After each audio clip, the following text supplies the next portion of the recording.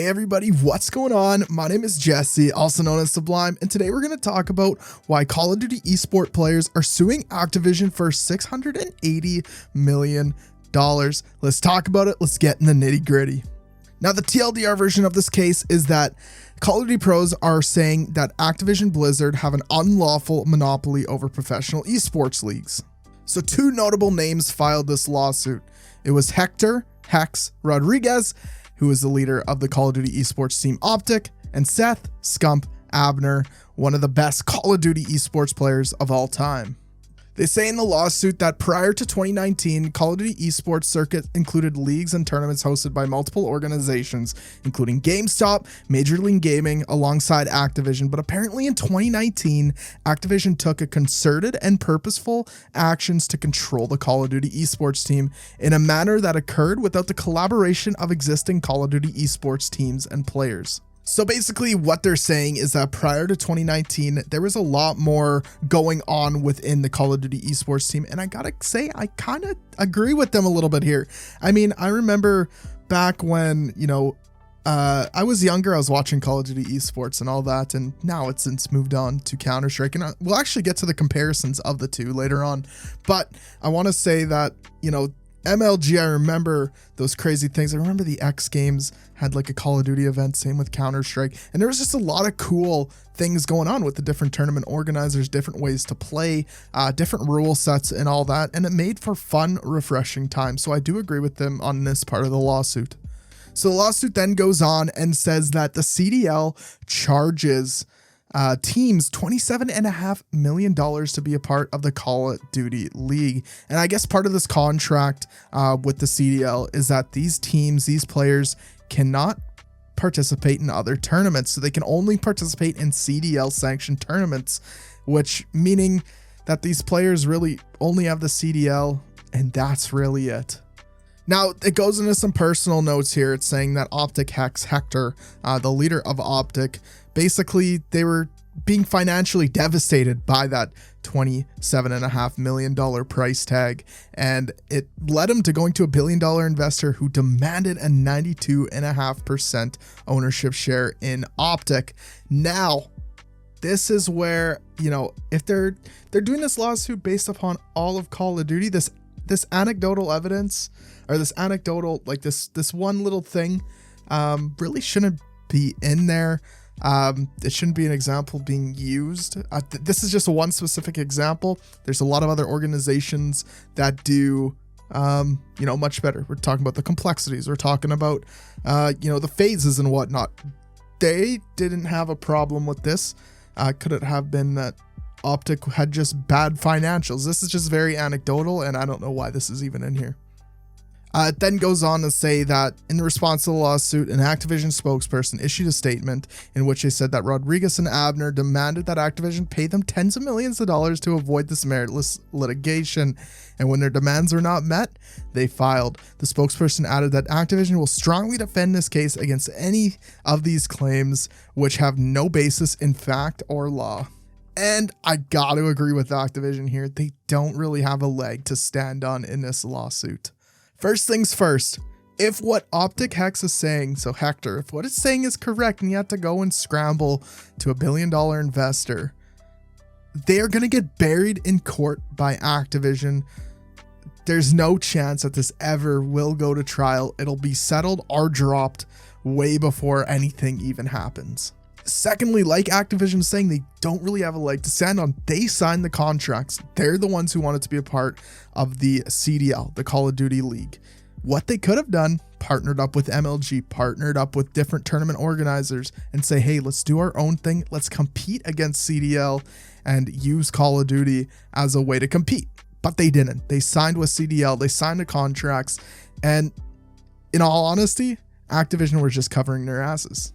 But what I can say as a fan is that Call of Duty esports really hasn't been the same since new gen games. I mean, Call of Duty esports, let's be real, who knows what the fuck's going on? All I know is I see that they have Call of Duty packs in the store with the Optics merch, the FaZe merch, all these different teams. I see that in the game. That's about all I really know about it. Now let's compare this to Counter-Strike, which actually does host both locally, majors is what they call majors. And then they also have tournament organizers that host their own tournaments. And I think Counter-Strike is unparalleled to any other game company when it comes to, or any other game, let's be real, to how it handles its esports. First things first, you don't have to pay a cent to go and compete in a major. Big reason why that is because they offer stickers alongside the major, right? So that sticker money that Valve gets, they get half of the money. The other half goes to the team and the players. The sticker money that they get is huge, hundreds and hundreds of millions of dollars off of stickers inside of Counter-Strike, which is basically more money that they get. You get more money as a pro player who's not even getting paid. Say you have a 5 stack and you guys do end up making it to the major. You have no organization, no nothing, right? You make it to the major, you're making more money as a last place team than somebody in Call of Duty, somebody who even wins the major. Yes, they're still getting that money, but the prize pool isn't what matters in the major. It's that sticker revenue money that they make in Counter-Strike. But how do you even get to the major, right? That's the big question. How do you get to the major? How do you position yourself to be a part of the running to even compete in the major? What Valve does is take all of the tournaments basically from the last 4, 5, 6 months, whenever the next major is, and they invite teams based upon performance, based upon open qualifiers. So there is like a big open qualifier that you can play, and it's thousands upon thousands of teams, and basically dwindles down to like 3 or 4 that get invited through the open qualifier. And of course, previous teams that made it to the playoffs in the Paris major also get invited to these things called RMRs. Now, just because you won a major in the last series of events, it used to be the case where you would get re-invited as a legend, but nowadays it's all through the RMR. So you get invited to the RMR, you still have to compete. If you go, I think if you go 3-2, you get invited to the major in the RMR, and it's based upon 4 different brackets. So you got Europe A, Europe B, you got North America, and then you got Asia Pacific, right? So you got 4 different RMRs. Teams are invited based upon their performance on the RMRs, and then teams also don't make it, right? So you can have the best team in the world just have a shitty RMR. They're not going to be invited to come play in the biggest Counter-Strike major. And they've been doing this for a long time now. They make a shit ton of money in Counter-Strike. They know what they're doing with their esports scene. It's actually very healthy. There's I don't think there used to be a union. There's no longer a union, I think, in Counter-Strike. And I don't think there's a union in the CDL either. So they don't really have a leg to stand on in terms of bargaining a contract with the tournament organizers and the company who makes the game. So at the end of the day, both Call of Duty, Counter-Strike, they have different ways to do their things. One's obviously infinitely successful. The other one's kind of dying. Like I said, I don't know what's going on. I don't know any players from Call of Duty besides Scump. And Nadeshot. I don't know if he's probably not competing. I know he owns 100 Thieves, but I don't think he's still competing. That's basically it. That's all I know about Call of Duty esports. I used to, back in the day, follow it, pay attention to it. It was a bunch of fun. Now there's just too much going on with the CDL and how things work. I don't know what the hell's going on with that game. I don't care to follow it anymore. I'm not biggest fan of Call of Duty. I'll buy it whenever it comes out, but I'll play it for like a month or 2, then I'll just kind of stop because it's the same game every single year. But yeah, I wanted to talk about this because it is kind of a crazy story. I don't think these players are going to get the 680 million that they're asking for, but we shall see. Maybe in a couple months time or a couple years time, let's be honest, it's a lawsuit.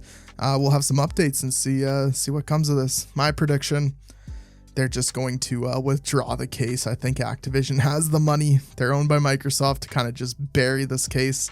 And I don't think anything really is going to come of it. But if you guys enjoyed the video, guys, remember to subscribe to the channel, like the video, and we'll see you guys in the next one. Have a good one, everybody.